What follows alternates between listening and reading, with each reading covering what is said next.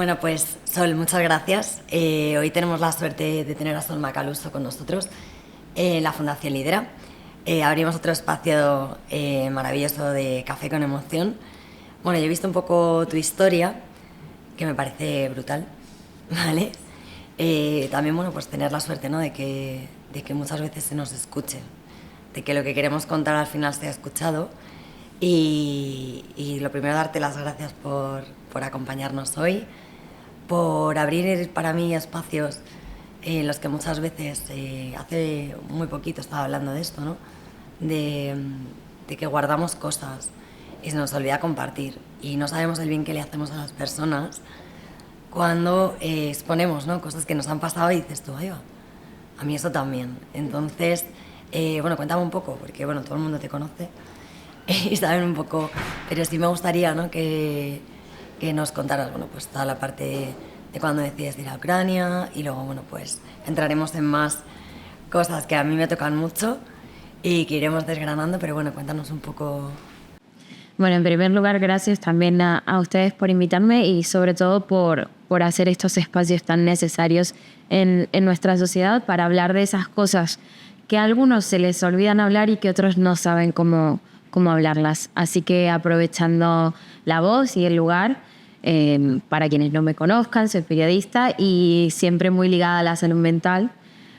Para responder tu pregunta, a lo mejor la mayoría de las personas me conocen por mi cobertura de la guerra de Ucrania, donde fui en enero del 2022, antes de la guerra, para cubrir lo que eran las negociaciones entre Vladimir Putin y Zelensky. Y finalmente la guerra me cogió ahí por sorpresa y fue una experiencia sin igual en todos los sentidos, muy brutalmente inhumana, porque no se lo puede catalogar como humana, pero sobre todo donde aprendí mucho también de la solidaridad, de la empatía y laboralmente un crecimiento que no hubiese podido conseguir en 10 años de carrera. Hasta claro, al final el estar in situ, ¿no?, el tener la vivencia. Y lo que sí que quiero que nos cuentes un poco es, claro, porque cuando te pilla allí, en pleno conflicto, entiendo que tu familia, o sea, este momento en el que ellos saben que te encuentras allí, que está ya la guerra. Sí. Fue durísimo para mi familia. Mis padres en ese momento se encontraban acá en España. Yo me despierto con un bombardeo en el hotel en el que me encontraba en Kiev y mando un mensaje al grupo de mi familia diciendo: la guerra acaba de empezar, no sé cuándo me voy a poder volver a conectar al móvil, quiero guardar batería, no sé lo que me espera, porque en ese momento, aunque tuviéramos un plan de evacuación, es verdad que nos tomó a todos por sorpresa, incluso a los propios ucranianos de nuestro equipo, y fueron momentos de muchísima incertidumbre. Y mis padres, claro, estaban horrorizados. Cuando vuelvo, que tuve 3 meses de cobertura, me entero que mi madre tenía insomnio, que no estaba durmiendo, que mi padre tampoco podía rendir a su 100% en el trabajo. Por suerte conté con mis amigos que se ocuparon de mis padres al estar acá en Madrid y que iban a visitarlos y que los llamaban por teléfono. Y el momento de haber estado en directo prácticamente a cualquier hora del día hacía que ellos de alguna manera supieran de mí y se quedaran algo más tranquilos. O sea, vivían pendientes del televisor. Sí, totalmente. Mi padre, que es anestesista y siempre está en quirófano y demás, con el móvil ahí, y ya todo su equipo sabía que daban las noticias y que mi padre haciendo su trabajo y cumpliendo con su responsabilidad, por supuesto, pero siempre por lo menos de reojo tener que ver ahí que estaba. Y porque entiendo que esto te deja secuelas, o sea, entiendo que esto, cuando acaba, como todo en esta vida, ¿no?, el proceso de asimilación, cuando viene después el bajón, ¿no?, o sea, la aceptación. No, y que en esos momentos uno está con una adrenalina increíble y con un estado de alerta en el cerebro que en ese momento no sos consciente, pero cuando te alejas de esa realidad, cuando vine de regreso a Madrid, Me pasaba que no podía conciliar el sueño, que sonaba una ambulancia y yo ya estaba en estado de alerta, que cualquier golpe, por ejemplo, cuando tiran la basura, los camiones de basura, ya sea los cristales o las bolsas que hacen un ruido bastante, a mí me horrorizaba, y eso me pasó durante varios meses. Y ¿Te contaste con ayuda psicológica? conté con ayuda psicológica. Para mí, siempre que me preguntan sobre esto, lo digo. Hice terapia durante más de 8 años. No sé si por el hecho de ser argentina lo tenemos un poco más naturalizado, pero para nosotros es súper normal. Algo que sí me doy cuenta que cuando me mudo a España y le cuento a mis amigas españolas, ay, me tengo que ir, pues estábamos tomando algo, me tengo que ir porque tengo psicólogo. ¿Qué te pasa? ¿Estás bien? ¿Por qué? Y es como, no, estoy perfecta, pero a lo mejor estoy perfecta porque voy a psicóloga. Es algo para mí súper natural y que creo que todos en algún momento deberíamos contar con ese espacio. Pues a mí me gusta que digas esto, porque creo que nosotros estamos todavía años luz, ¿vale?, de lo que en Argentina supone ir al psicólogo. Y bueno, nosotros estamos abriendo muchos espacios como este, bueno, pues para empezar a identificar, ¿no?, que podamos tener encima de la mesa el valor de ir al psicólogo, no porque me tenga que pasar algo, sino para encontrar mi mejor versión.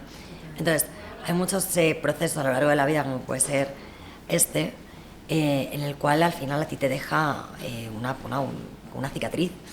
Y esta cicatriz hay que aprender a convivir con ella y, como decíamos hace poco, pues abrazarla, ¿no? Abrazar esas cosas que me pasan y entender que todo aquello que me pasa también tiene algo bueno que aportarme. Todo siempre, aunque en que por momentos no lo entendamos, porque hay situaciones que desde el lado racional a veces no tienen mucho sentido, pero todo nos aporta y todo contribuye a quiénes somos. Y somos nosotros los que decidimos qué hacemos con lo que nos pasa. Si elegimos el papel de víctima y nos quedamos anclados en el dolor y en la no superación, que eso al final se convierte en un bucle, o si decimos, bueno, de esto quiero sacar herramientas para mi futuro, para mi presente, para mi alrededor, para poder ayudar a parte de la sociedad, porque sí, muchísimas veces hay cosas, hablábamos también muchas veces de esto, ¿no?, de la importancia de que cuando una persona ha trabajado su persona puede aportar a la sociedad diferentes valores sobre su vivencia. Entonces esto también te permite no solamente ayudarte a ti emocionalmente, sino poder dar mejor, o sea, la mejor parte de ti, ¿no?, yo creo que la terapia o cualquier herramienta de autoconocimiento es fundamental, porque justamente conocernos a nosotros mismos, nuestras emociones, nuestros límites, que es algo que no todo el mundo sabe, nos permite identificar no solo nuestros patrones de conducta y de conocimiento, sino cómo quiero relacionarme con los demás, cómo me relaciono con el mundo y desde qué lugar lo hago. Entonces, al entender esa parte podemos justamente beneficiar a otros, y eso es como una rueda. O sea, al ayudar a otros siempre nos estamos ayudando en primer lugar, sin quererlo, a nosotros mismos. Exacto. Yo sí que quiero abrir contigo un melón que para mí, bueno, pues es especial. No hemos pasado la parte de Ucrania, que entiendo que eso fue un antes y un después en ti. Y luego, a partir de ahí, nace ese momento, ¿no?, el de querer ser madre. Y en tu caso, que yo creo que me siento muy identificada contigo en muchos aspectos, cuando ese momento, bueno, pues te veré frustrado, porque, bueno, pues por ciertas condiciones, quiero que me cuentes un poco, bueno, pues cuando empieza a no llegar, ¿no?, ese momento, y cómo lo vives, porque eso a cada una lo tenemos interiorizado. Y así que te cuento un poco cómo fue mi proceso, que tampoco fue lo más fácil del mundo. Y sí que me gusta que vamos a abrir esta segunda parte, que quede, ¿no?, la huella de que, bueno, pues muchas mujeres no pasamos por el proceso tan bonito de hola, buenas, mira, me he quedado embarazada, qué guay, mi niño, que no quiere decir que lo pasen bien, pero bueno, abrimos un espacio, ¿no?, para todas aquellas madres, bueno, pues que lo tienen más difícil. Sí. En primer lugar, para quienes estén escuchando y estén en el proceso o hayan estado en el proceso, mandarles un abrazo, porque no es nada fácil. Yo inocentemente antes de embarcarme en este camino creía que eso, que daba el test positivo y mi hijo ya estaba en la universidad. O sea, era así de rápido, así de fácil para toda la familia. Pero en mi primer embarazo, efectivamente quedó embarazada. Fue además una bendición doble porque era un embarazo gemelar de manera natural. Súper feliz, es un embarazo que iba súper bien. Hasta que en un momento, en una ecografía, ya del tercer mes, me dice que sus corazones dejaron de latir. Para mí fue desayunarme con una realidad que no conocía y que ignoraba por completo, porque yo no entendía cómo en este caso dos corazones que estaban latiendo y creciendo perfectamente dentro mío, podían dejar de la noche a la mañana de latir, sin haber hecho nada malo. La culpa es algo que en estos casos nos juega muy en contra. La cabeza puede ser un lugar muy oscuro de las que pasamos y las que ponemos el cuerpo para esto. Entonces tuve que aprender a reconciliarme conmigo misma, a saber y a tener la tranquilidad de que no había hecho nada para que eso pase y que estadísticamente era algo que pasa mucho más de lo que podíamos imaginar o podía imaginar, que 1 de cada 4 mujeres pierden sus embarazos, y estas son estadísticas de España, de la asociación Manita, que siempre hacen un trabajo brutal, que además hay que decir que esos trabajos de estadística cuestan mucho dinero y muchos recursos, y por eso hay tan pocas estadísticas. Claro, nosotros tenemos un estudio en marcha, y lo hacemos nosotros con recursos propios. Evidentemente no son baratos, pero son necesarios. Totalmente. A mí me pasa, esto es una anécdota muy breve, pero que siempre que hablo de este tema lo cuento, y como el público se renueva, aprovecho una vez más. Cuando me quedo embarazada por primera vez, me descargo la típica aplicación que te dice: tu bebé es del tamaño de un melón. Bueno, y me pone nombre, edad, y dice: ¿tienes hijos? No. ¿Has estado embarazada antes? Y yo desde mi ignorancia digo: pero si te acabo de responder que no tengo hijos, ¿cómo voy a haber estado embarazada antes? O sea, para mí era embarazo y parto seguro. Cuando me entero de la pérdida y me empiezo a embarcar en esto, empiezo a conocer otras realidades de diferentes tipos y de mucho dolor y de mucho deseo, porque al final para atravesar esto tiene que haber un deseo latente que no lo puedes tumbar con nada. Vuelvo a quedar embarazada en este año y en mayo vuelvo a perder el embarazo. Con la primera pérdida yo había pedido que se me hagan analíticas y me dijeron que no, que era parte de la estadística, que era natural, que las pérdidas tenían... Sí, primer embarazo y además embarazo múltiple, y lo dieron por sentado. Yo internamente sabía que, o sentía que no, que algo tenía que haber. Luego de la segunda pérdida le digo: yo no quiero volver a pasar por esto, o sea, mentalmente me está matando, o sea, es muy duro. Y entonces, afortunadamente, mi médica, con un poco de empatía, autoriza que comenzar con las pruebas, porque en realidad no se autorizan hasta la tercera pérdida. O sea, hay mujeres que realmente tienen que pasar por esto una vez más de lo que lo pasé yo para que empiecen a analizar. En mi caso, pedimos, como mi padre es médico, también contaba un poco con ese conocimiento desde su área, pedimos análisis de todo tipo. Uno, cuando empieza a embarcarse en esto, te enteras que las personas celíacas tienen más probabilidades de abortar, y un montón de cosas de funcionamiento de la tiroides, la proteína S, la vitamina D, o sea, un montón de cosas cotidianas de nuestra salud que pueden influir en estas estadísticas y en estas pérdidas. Y es ahí donde descubro el diagnóstico de un gen de trombofilia, que básicamente es como que mi sangre es muy espesa, y el día que me vuelva a quedar embarazada lo que tengo que hacer es una inyección de heparina en la panza, en la tripa, todos los días desde el positivo hasta los 9 meses. Con eso, que es algo tan simple como una analítica de sangre, las estadísticas mejoran en un 90%. O sea, el 90% de las mujeres que tienen esta condición y se aplican ese tratamiento, además de la aspirina, el famoso Adiro 100, llegan a término. Y ahora estoy trabajando en conjunto con una ONG argentina que se llama la ONG de la trombofilia y la trombosis, donde el eslogan o nuestra meta es: ¿cuántas vidas tenemos que perder para que ese diagnóstico llegue? Que es un análisis de sangre. O sea, no te estamos diciendo... Es que yo creo que, mira, yo te pongo un poco en situación. Yo mi primer embarazo también fue gemelar, pero bueno, yo a los 3 meses no es que los pierdas, sino que descubro que uno de ellos es un CIR selectivo.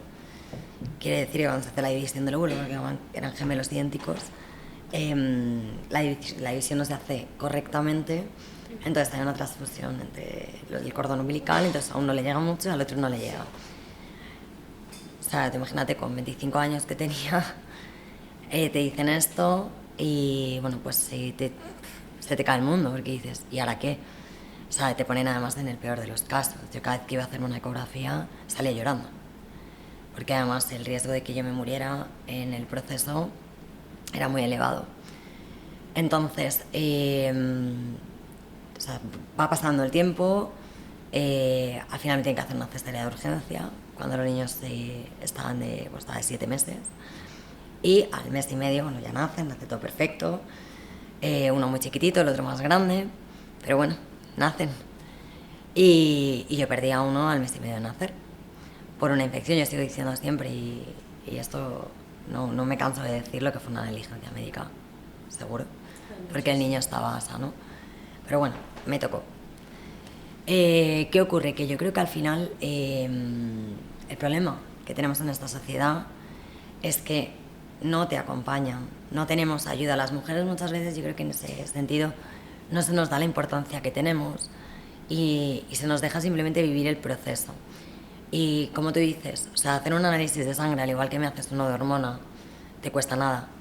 Y que eso estuviera dentro de la planificación hormonal cuando tú vas al ginecólogo, ayudaría mucho, porque por un lado me pongo en qué situación estoy, ¿no? ¿Qué es lo que tengo que hacer a partir de ahora?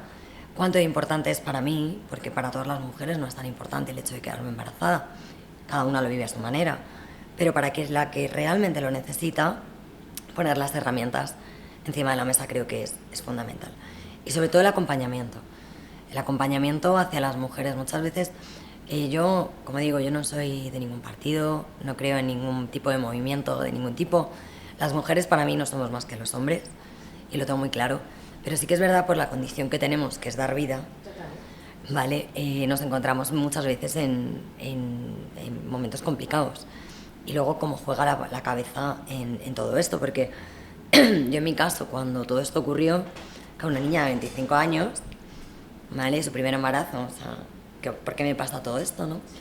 Y no me encuentro sola, y me encuentro sin nadie, más que con tu familia, que tampoco sabe qué decirte, porque te va a decir tu madre, más que qué mala suerte, que suele ser lo que suele decir todo el mundo, y a lo mejor yo no necesito que me digas qué mala suerte. A lo mejor... Exacto. Y eso ahora mismo no está dispuesto. O sea, ahora mismo nadie está trabajando por eso. Nosotros dentro de Lideras, una de las cosas que me enorgullece decir, estamos poquito a poco, porque evidentemente todo esto lleva tiempo, lanzando diferentes procesos para poder poner medios, tanto ya no en la parte inicial, ¿no? Porque, perdona, quitando esto que tú me estás contando, ¿no? La necesidad de incluir un marcador en un análisis de sangre es lo que hay después de dar a luz, ¿no? Una vez que tú das a luz, que es lo que hemos dicho, o sea, imagínate como tú dices, ¿no? Me quedo embarazada, el niño va a la universidad, ¿qué hago después con todo esto? Porque yo me encuentro sola, porque no sé qué hacer, porque mi cabeza, como dices tú, se mete en ese mundo oscuro y tengo miedos y no me veo bien y lo que pensé que era bonito no lo es. Entonces, el proceso de después es tan importante, el proceso previo como el proceso de después. Todas las etapas de quienes quieran y deseen ser madres, a mí ahora, al visibilizar esto desde mi humilde plataforma y mi humilde lugar como comunicadora y como mujer que lo está viviendo, me encuentro con cada historia, que mujeres que están pasando por un legrado luego de perder a su bebé y las ponen al lado de una que acaba de dar a luz. O sea, por favor. Yo tuve bueno, lo que te digo, mi embarazo fue complicado. Yo di a luz y me pusieron una madre con niño al lado. Tú no te puedes imaginar la llorera máxima. Claro.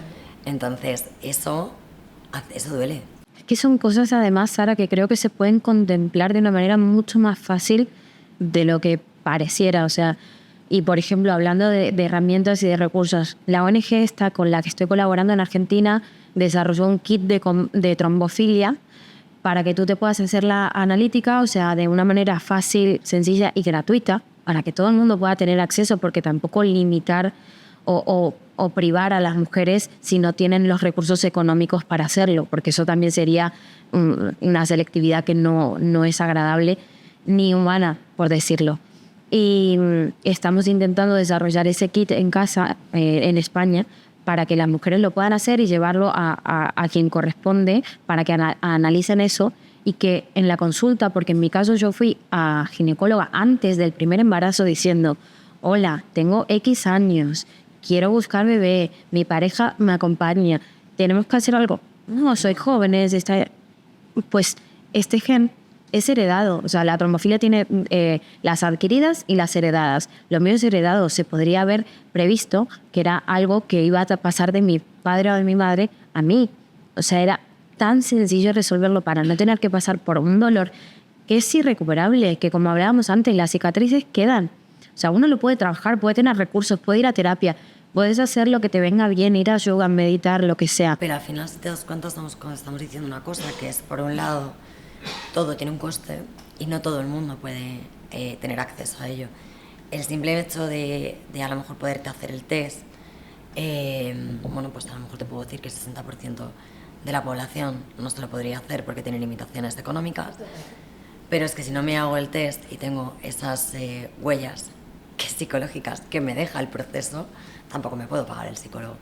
Entonces, al final estoy en ese círculo, ¿no?, en el que ni por un lado puedo ni por el otro tampoco. Entonces al final me ando dando siempre contra la misma piedra y al final tenemos personas en la sociedad que están muy golpeadas y que no están al nivel que muchas deberían. Familias, muchas mujeres que abandonan el proceso por la carga mental y el dolor que esto supone, que no es para, no digo que no es para todo el mundo, pero es que de verdad hay que poner no solamente el cuerpo, sino la cabeza, y es la parte más invisible y que más secuelas deja. Y luego, cuando, por ejemplo, desde mi lugar, me preguntáis, ¿por qué lo cuentas?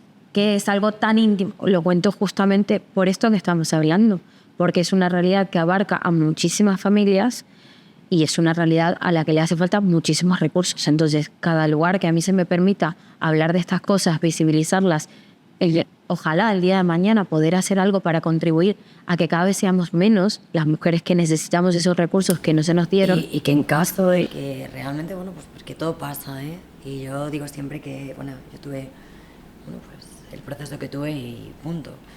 Pero al final es qué haces con lo que te pasa, ¿no?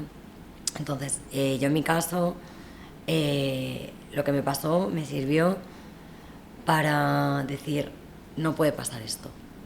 O sea, esto no puede pasar. O sea, no puede pasar que en todo este proceso haya habido tantas irregularidades y que igual que me pasa a mí, yo luego me tiré 4 meses en el hospital. No te imaginas lo que yo pude ver allí, ¿vale? Además es una sala que, como tú estás en la UCI de neonatos, lo que importa es el niño.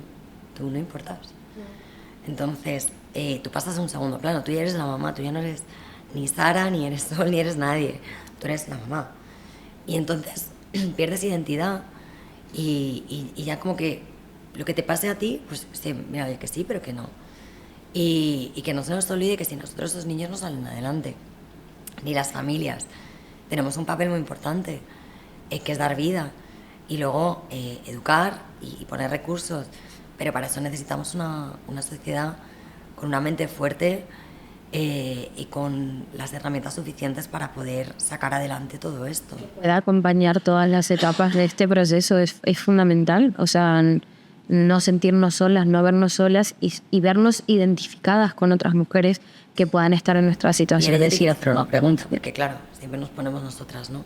Pero ¿y tu pareja cómo lo está viviendo? Porque claro... Son los grandes olvidados de esta temática, sí. Para él también, obviamente, muy duro. O sea, el mismo deseo que yo tengo de ser madre lo tiene el de ser padre. En este caso, ambos embarazos fueron planeados, fueron buscados. Y no solo la pareja, porque el duelo también que están haciendo los abuelos, digamos, la familia, es también muy grande.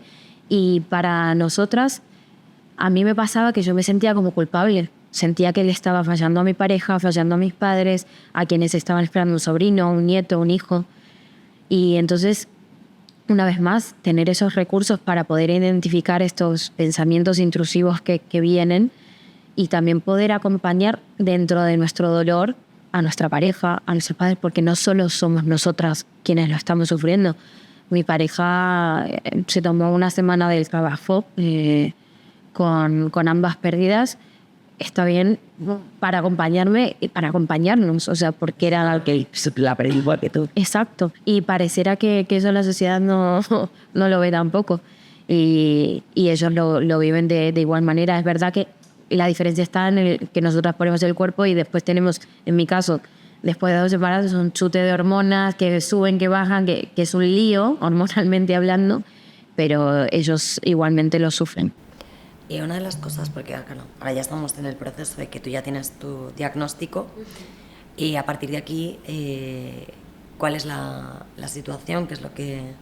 En mi caso, estoy tomando aspirina de 100 miligramos todos los días para que mi sangre, porque este diagnóstico no es algo que solamente me podría afectar de cara a un embarazo, sino en otras... De cara a un trombo. Exacto. Entonces, la aspirina se ha convertido en mi mejor amiga y de momento, bueno, los multivitamínicos para la fertilidad, para mejorar la calidad de los óvulos y demás, que no voy a dar nombres comerciales porque cada médico tendrá el suyo, pero en el caso de mi condición, mi cuerpo tiene además la particularidad de que no absorbe el ácido fólico. Entonces yo todo lo que me había preparado para los 2 embarazos no había servido de nada porque mi cuerpo no lo había percibido. Tengo que tomar otro tipo de ácido fólico, que es folato activo, de una dosis mucho más alta, y el día que vuelva a quedar embarazada, que también tengo que decir, nos hemos tomado una pausa, porque esto pareciera que para los médicos es me voy y me compro otro par de zapatos, y los médicos te dicen, no, tranquila, el próximo será, pero hola, las pérdidas lo estoy pasando yo. Y entonces para el próximo embarazo, lo que contaba de las inyecciones de heparina, desde el día del positivo hasta final de gestación. Pues yo no sé si quieres decir algo sobre esa asociación con la que estás colaborando y que yo creo que al final, bueno, pues todos los que estamos, ¿no?, remando en este camino, tanto en la parte de madres como en la parte de la salud mental, y seguir trabajando, ¿no?, en diferentes vías que todavía están muy por explorar y que nos queda tanto camino. Sabes que simplemente como ponerme a disposición tanto de ustedes, y lo hago de manera pública para que quede en archivo, o de cualquier persona, asociación que lo necesite. Yo tengo un grupo que la gente puede acceder a través de mis redes sociales de Telegram, donde somos casi 400 mujeres. Digo mujeres, pero el grupo está abierto para todos, porque también está abierto para los hombres que pasamos por estos procesos. Intentamos ayudarnos, acompañarnos.